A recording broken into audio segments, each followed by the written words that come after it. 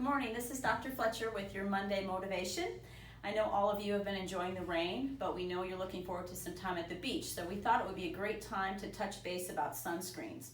In February of this year, the FDA came out with a statement about the safety of products contained within sunscreen. And some of these we have been using in sunscreen products for quite a while. In fact, these are just an example of some things I found in my house. And when I'm looking at products that contain zinc and avoid the oxybenzone, which has been advised to avoid, it was involved in all of these sunscreens.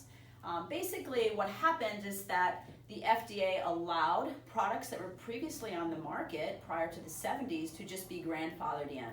And now with new data about chemical exposures and long-term health implications of some of the products that are on our sunscreen and we apply to our skin liberally, we now know that these things are endocrine disruptors, can lead to cancer, and can have many other harmful effects on our bodies for the long term. So if you're looking at your sunscreens, the biggest things that you want to look for and that the FDA has recognized as generally safe with multiple clinical trials are zinc oxide and titanium dioxide. The one product that came out on the list that was the highest risk was the oxybenzone. So you should try to avoid this if at all possible.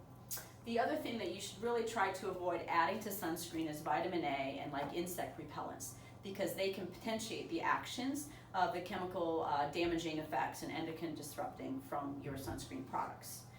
We do have some products that I think are probably overall very good. One of them we actually have here, and this is actually by Eminence. This has no oxybenzone and is really only zinc oxide. A few of these other ones, this one I found at Walgreens yesterday, and this has no oxybenzone in it either. We will try to come up with a list for you of maybe our top products, maybe the top 5 that you can tune to. Just a few other things about sunscreen. Number 1, don't be dissuaded by high SPF. Because we know that there's not as much validity in the ability to protect from damaging rays once you get over 50, and actually people get a lot of false reassurance by applying 100 SPF block.